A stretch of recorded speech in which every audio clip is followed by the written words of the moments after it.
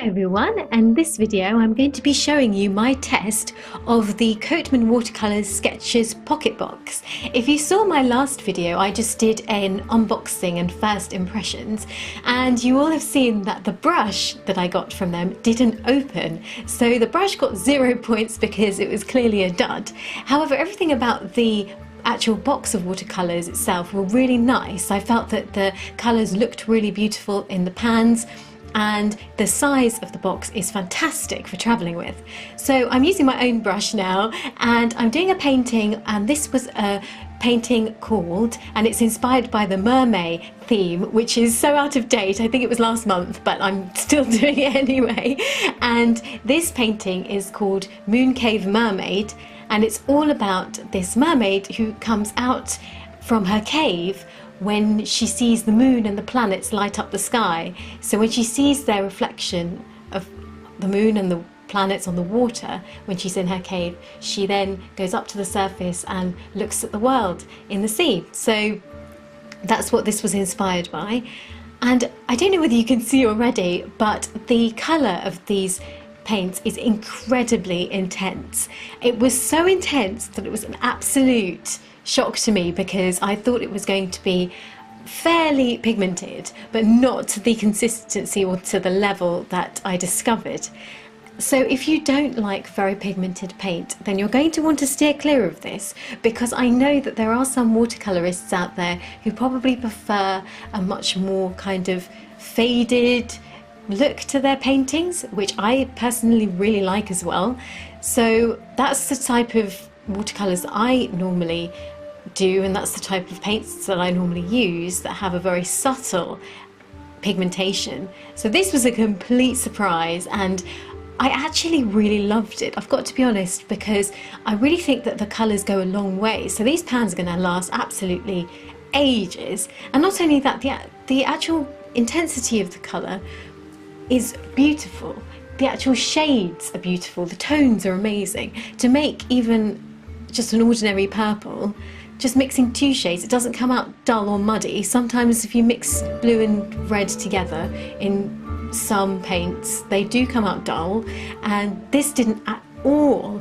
You can just see on the cheeks the subtle shade of that bluishy pink, and slightly in the hair where I've started there.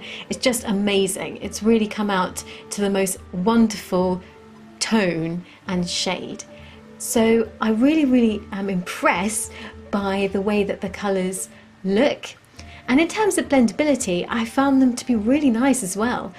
There is a slight thing to note, and that is you can see the blends, so they're not ultra smooth. Sometimes perhaps if your watercolours are much more expensive, you might be able to get more of a smooth blend, so you won't be able to see any brush marks at all. And I didn't find that to be the case with these. They are smooth, they are lovely, but if you go very close to the paper, you can see some of the brush marks, especially towards the end I started to layer on the face. So I allowed the paint to dry and then went back and did a second layer, and I found that you could see the second layer sort of settling on top of the first layer, and you could see the brush marks as well. However, I actually really liked the effect, and you can see it towards the end. It's coming up very soon, and you can see whether you like that particular look to your paintings or not. It's obviously going to be something that is individual, and some people might not like it, but others might like it. And I was using a lot of white to make sure that the paint didn't come across too intense. So that actually helped me a lot, because otherwise I had to control how much water I used. And I always find that if you use too much water with watercolours, even though that sounds really funny, too much water with watercolours, but if you use too much water, your paper will start to really wrinkle to the point of ridiculousness, especially if it's just an ordinary watercolour paper like this. This is pretty good quality, but it's not going to resist that wrinkling if you use a ton of water. So it's just something to bear in mind. If you want to soften up and dilute some of the colour, then mixing it with the white is a great idea. And I found that the white to be excellent. All of the colours were just brilliant. I didn't find a flaw with any of them. This colour on the hair, this blue, was probably the most intense out of all the colours, and funnily enough the name of it is actually Intense Blue. I think it's an amazing blue. I've never seen that kind of true blue in many palettes before, and I really like that intensity that it created, and also the actual shade itself is really up my street. I adore different types of blue anyways. Can't mistake the crimson here. It's so bold and bright, but at the same time I think it worked really well. I really like the texture, and I really liked the dimension that it was able to give to the face.